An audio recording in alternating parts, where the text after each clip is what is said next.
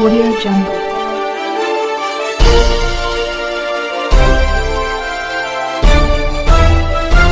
Audio Jungle.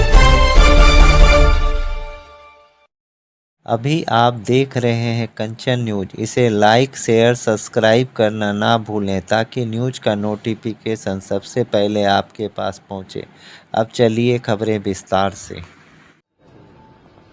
बिल्कुल। और ये एकदम से इतनी बड़ी घटना घट जाएगी इसकी कल्पना भी हम लोगों ने कभी नहीं की थी।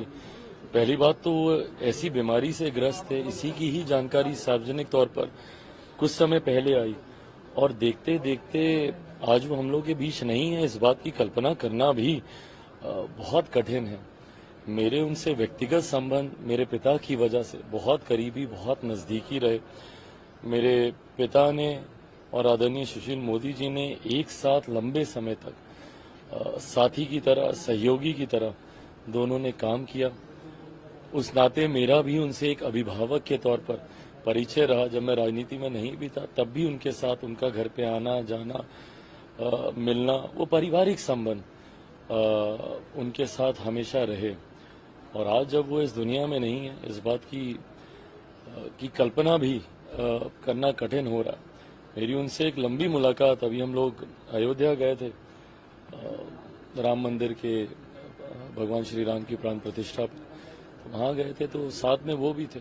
एयरपोर्ट पर बहुत देर तक हम लोग साथ में बैठे, काफ़ी चर्चाएं हुई, बातचीत हुई। हम जैसी युवा पीढ़ी के लिए वो एक प्रेरणा स्रोत रहे हैं। जिस तरीके से अध्ययन कर तथ्यों के साथ बातों को रखने में उनकी एक महारत थी। मुझे लगता है बहुत कम ऐसे नेता हैं जो अपने विषयों को लेकर इतना अध्ययन, इतना रिसर्च, इतना उस पर काम करना, लगातार निरंतरता में प्रेस कॉन्फ्रेंस करना और हर भूमिका को जिस गंभीरता से वो निभाते थे, भले वो विपक्ष में हो या सत्ता पक्ष के साथ उप मुख्यमंत्री की भूमिका में हो, दोनों भूमिका को उतनी ही गंभीरता से निभाना। जब वो सत्ता में रहते थे तो सरकार के द्वारा किए गए कार्यों का उल्लेख प्रमुखता से करना, मीडिया के माध्यम से घर घर तक उसको पहुंचाना, और जब विपक्ष में भी होते थे तो सरकार की कमियों को उजागर करना, उनकी विफलताओं को सामने रखना, कहां पर कमी सरकार के द्वारा हो रही है, और डेटा, आंकड़ों के साथ ये कार्य करते थे। मुझे लगता है बहुत कम ऐसे नेता हैं जो अपने पद को, अपने कार्य को इतनी गंभीरता से लेते थे। हमेशा आने वाली युवा पीढ़ी के लिए वो प्रेरणा स्रोत रहेंगे। मेरे आदर्शों में से एक थे। आज उनका नहीं रहना मेरे लिए व्यक्तिगत तौर पर एक बहुत बड़ी क्षति है। मेरी तरफ से, मेरे परिवार की तरफ से और मेरी पार्टी की तरफ से, लोक जनशक्ति पार्टी रामविलास की तरफ से उनको भावभीनी श्रद्धांजलि। कुछ छोटा सा इंसिडेंट बताना चाहेंगे उनके साथ?